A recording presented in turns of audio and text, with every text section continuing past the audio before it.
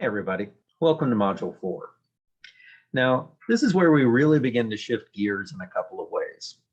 First, we're going to start talking directly about modernism. And second, we're going to be moving to look at poetry rather than prose.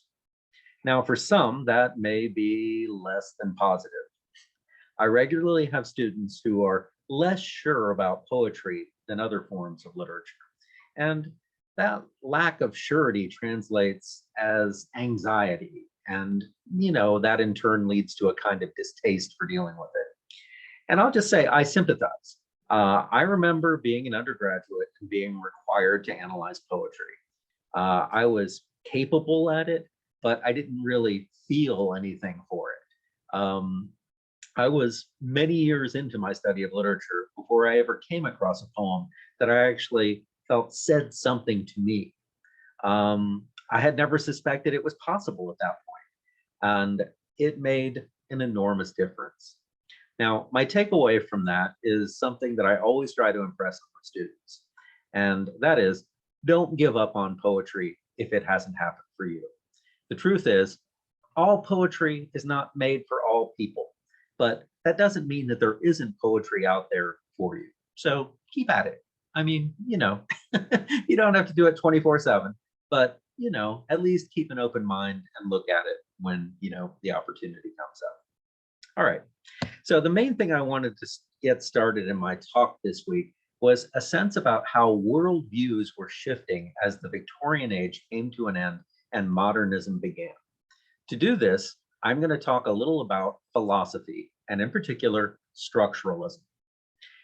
At the end of the 19th century, the two main literary movements that we speak about are realism and naturalism. Now, there were a lot more things going on than just realism and naturalism, but, we'll just talk about those as, the main thing. Both of these, to a certain extent, are reactions to the world becoming the one that we recognize around us, where most people do not live agrarian rural lives. They also take into account an awareness of history that was previously unavailable. Now, that includes the great geological age of the Earth, ideas about evolution and what that says about our origins, and concepts of science as a means for us to alter our lives for the better. Now, that last one is the real nub of all this. Science was advancing during this time and becoming culturally mainstream. People were aware of it. Now, it upset people's old ideas of how things were, but it also allowed people to see the potential for a new way of understanding and the potential to understand everything. And that is what structuralism is about. One of the most famous realist texts is Middlemarch from 1871 by the Brit George Eliot. It's often taught as the epitome of British realism. And Eliot has a character in it named Edward Casaubon, who is a minister. But he also has a research-based hobby.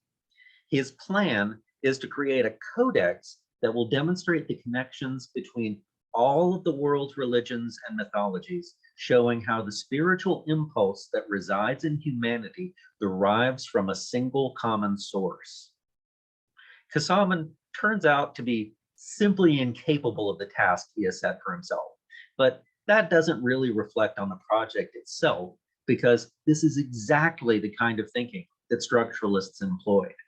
They understood that the connections between things might be hard to find, but they believed that eventually, with enough consideration, enough research, that we would be able to put two and two together and comprehensively understand anything that we wanted. Now, modernism did not negate this. In fact, structuralism remained a viable and mainstream point of view for most of the 20th century. If you read the early works of Umberto Eco, the historian and cultural critic who also wrote 1983's The Name of the Rose, the great medieval thriller, you will still see him postulating through the 50s and 60s how we can come to know everything.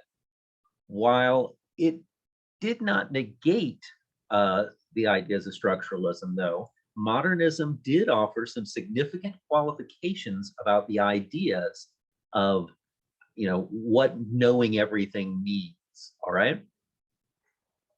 Now, first, modernism offered the contrast between the hopes offered by structuralism and the experience of average people. What that means is someday we might know everything about a particular subject, but that is not the case for us right now. And so we have a real sense in modernism of the limits of the individual, particularly in seeing the big picture. And that big picture usually is just put down to, knowing what's going on in their own lives. Second, modernism regularly offered commentary on where exactly our efforts should be directed to know the things that we want to know. So think about that example I mentioned a minute ago from Eliot. Some people might think that finding our spiritual heritage was very important, and others might think that it was far more important to explore things like developing agriculture and food sources so that hunger could be eliminated across the world on a really foolproof, reliable way. Third, modernism reflected a good deal on the tone we should take in regarding issues 1 and 2. So limitations for people and how we go about deciding what it is that we want to know, and how that means other things get left out. Basically, they wanted to ask, should we rejoice in the potential available to humanity or despair in the limitations placed on individuals? All right, so that'll get us started. I already feel like I've gone on farther than I meant to. So this week we have a discussion, which is on our poetry. So go ahead and get that done. But we also have part of our project for our final research paper, which is to develop an annotated bibliography for it. So you're going to put together a list of 3 sources and kind of provide me notes to tell me about them. I'll put up a post that deals with that specifically, so look out for that. As usual, if you have questions about anything, by all means, get a hold of me, let me know, and we'll take care of them. Till next time, adios.